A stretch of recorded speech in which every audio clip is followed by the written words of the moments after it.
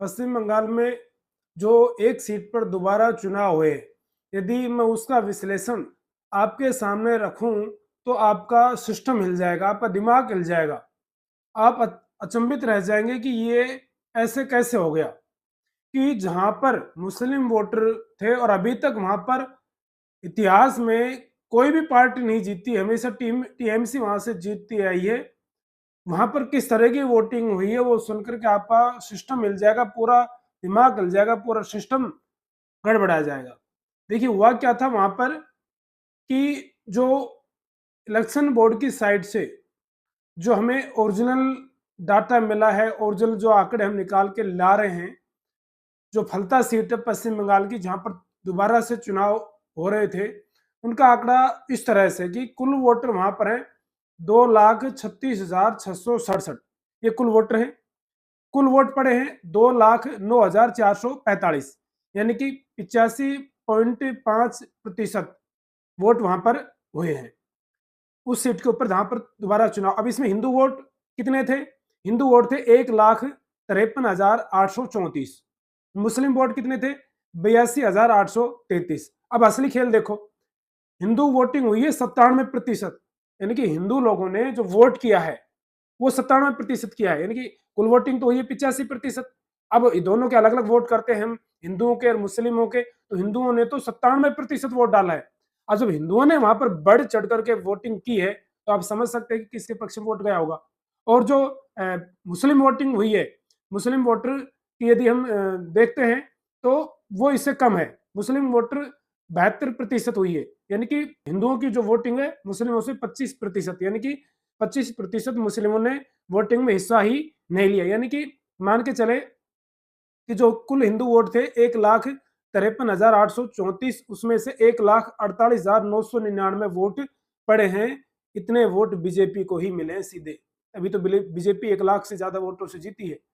अब उधर बात करते हैं मुस्लिम वोट, वहां वो पड़े मात्र 60,446, जबकि कुल वोट थे 82,833, जिनमें से मुस्लिमों की वोटिंग हुई है 60,446। अब ये तो आंकड़ा हो गया हिंदू और मुसलमानों का। अब जो विपक्ष है उनकी वोटिंग जोड़ लेते हैं कि विपक्ष भी वहां पर खड़ा था। तो जो सीपीआईएम को जो वोट मिले हैं वो मिले 40,633, कांग्रेस को 10,000, टीएमसी को 7,749, दो निर्दलीय भी थे, उनको 12 से 14 वोट मिले, 1214, और नोटा पर पड़े कुल 775। तो ये टोटल जो वोटिंग है ये हो जाती है 60,446 वोट सारी, जो बीजेपी के अलावा, यानी कि बीजेपी के अलावा मैंने आपको सारे आंकड़े बता दिए कि जो बीजेपी के अलावा जो अदर वोट पड़े हैं वो टोटल गए 60,446 वोट गए हैं। यानी कि मुस्लिम वोट जितने पड़े हैं विपक्ष को उतने ही वोट मिले, एक भी वोट इधर उधर नहीं हुआ। यानी कि जितने जो मुसलमानों ने वोट दिए उतने ही कुल मिलाकर के विपक्ष को वोट मिल गए। मगर सुनामी कहां पर आई है, बंगाल में सुनामी कहां पर आई वो समझ लीजिए कि बंगाल में सुनामी आ गई। सुनामी आई है कि हिंदुओं ने 97% वोट डाला, एक भी वोट नहीं छूटा।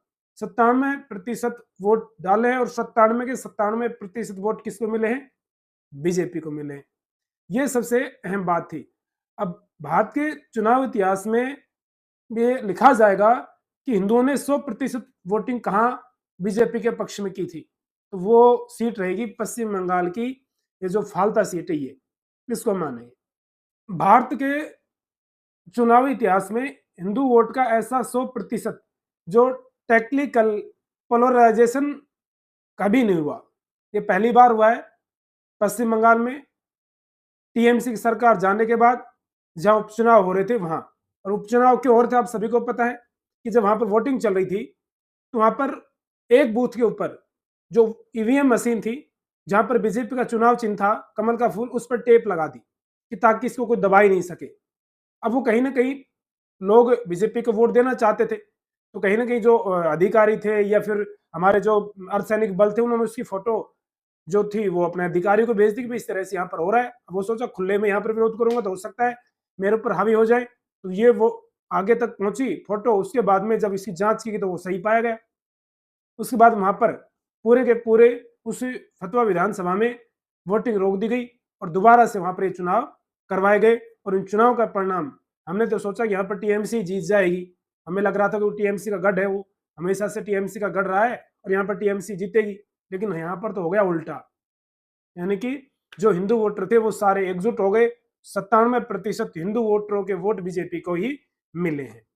तो सीधी सी बात यह है कि जो पोलराइजेशन हुआ है ये कहीं ना कहीं विपक्ष के लिए दिक्कत खड़ी कर सकता है। ये आंकड़े हर विपक्षी पार्टी की रात की नींद उड़ाने के लिए काफी है, कि जो काफी विरोध कर रहे हैं, कि कोई कॉकरोच बन के विरोध कर रहा है, कोई किस तरह से विरोध कर रहा है, तो उनको ये समझ जाना चाहिए कि अभी विपक्ष की अभी सरकार आना बहुत टेढ़ा काम लग रहा है। क्योंकि यदि यहाँ कहीं पर बीजेपी के विरुद्ध हवा खड़ी भी हो जाती है तो बीजेपी ने तो पश्चिम बंगाल जीत लिया, जहां पर लोकसभा की 48 सीटें हैं, 48 यहाँ से ले ली, 48 ले ली यूपी से, और इतनी 100 सीट कहीं और से एडजस्ट हो जाएंगी। यदि कहीं पर 5-5, 10-10 सीट हार जाते तो फिर ये आ रही है सरकार मोदी की। इस पर अगले वीडियो में बात करेंगे। इससे पहले इसकी और सच्चाई मैं आपको बताता हूँ। अब इसके पीछे कई वजह हैं कि जो 97% वोटिंग हुई है बीजेपी के लिए, तो इसके पीछे कई वजह है, लेकिन जो धार्मिक अंडर करंट था वो इसके लिए मेन था, उसे कोई इग्नोर नहीं कर सकता। यह अंडर करंट अब पूरे देश का सच बनता जा रहा है, यानी कि जिस प्रकार से हिंदुओं को दबाने का प्रयास किया जा रहा है, हिंदू देश होते हुए भी यहाँ पर उनके दबाने की बातें हो रही है, तो कहीं ना कहीं ये विपक्ष के लिए बहुत ही एक सबक हो सकता है कि विपक्ष को भी अपना तरीका रवैया बदलने की आवश्यकता है यदि उसको वापस सरकार बनानी है। तो मोदी ने भारतीय राजनीति की दिशा ही बदल दी। अब बंगाल भारतीय राजनीति की दिशा बदलने वाला है, और ये मैं आपको पहले भी कह रहा हूँ कि बंगाल भारतीय राजनीति की दिशा बदलेगा, ये पक्की बात आप निश्चित कर लीजिएगा। ये हम इसकी बात करेंगे अगले वीडियो में। अब जितना हम समझ पाते हैं वो मैंने आपको बता दिया है कि हमारी देश की राजनीति की दिशा किस ओर जा रही है। जो समझने वाले हैं, राजनीति को गहराई से समझते हैं, मैंने उनको इशारा दे दिया है कि आने वाले लोकसभा चुनाव में क्या होने वाला है, सरकार रिपीट होने वाली है। अब अमित शाह और बीजेपी की जो स्ट्रेटजी है, उसकी जो टीम है, वो इतनी जबरदस्त तरीके से काम करती है कि जब और पार्टियां सोचना शुरू करती हैं तब तक तो काम कर चुके होते हैं। उनके राजनीतिक पेड़ की जो जड़ें हैं बहुत गहरी हैं, वो पहले से उसको सींचने लग जाते हैं, यानी कि पौधा लगाया और उसको लगातार उसको सींचते रहते हैं, उसको छोड़ते नहीं है, लगातार उसमें पानी देते रहते हैं। और विपक्ष क्या करता है कि विपक्ष ने पौधा लगाया, पानी डाला और भूल गया। अब उसके बाद में आएगा, 2-3 साल बाद आएगा संभालने के लिए कि पौधा कैसा है। पौधा तब तक तो सूख करके मुरझा जाता है। तो उनकी जो जड़ें हैं उतनी गहरी नहीं है। और बात आती है सेक्युलरिज्म की। सेक्युलरिज्म दोनों पार्टियां कर रही हैं। ये पार्टी खुलकर कर रही है, वो खुलकर के सामने नहीं आ रही, और यही उसकी सबसे बड़ी कमी है कि खुलकर के सामने नहीं आ रही। वो खुलकर के सामने जब आएगी जब उनका पौधा पेड़ बन जाएगा, पेड़ बन करके कट जाएगा, तब वो वापस आएंगे। तब तक तो बहुत देर हो चुकी होगी। ये कांग्रेस को समझने की बात है, समझना चाहिए कि देश की जो हवा है वो किस तरफ जा रही है, देश की जो लोगों की सोच है वो किस तरफ बढ़ रही है। कि कांग्रेस को इस पर गहन अध्ययन करने की आवश्यकता है। इस तरह से यदि वो भी सेकुलरिज्म का सहारा लेकर के चुनाव जीतने का प्रयास करेंगे, वो भी किसी एक विशेष पक्ष का, तो कभी चुनाव नहीं जीत पाएंगे। ये उनको समझने की आवश्यकता है। तो दोस्तों बने रहिए मेरे साथ। आज का वीडियो कैसा लगा कमेंट करके बताएं, लाइक करें, और ऐसे विश्लेषण के लिए मुझे फॉलो करें, सब्सक्राइब करें। धन्यवाद।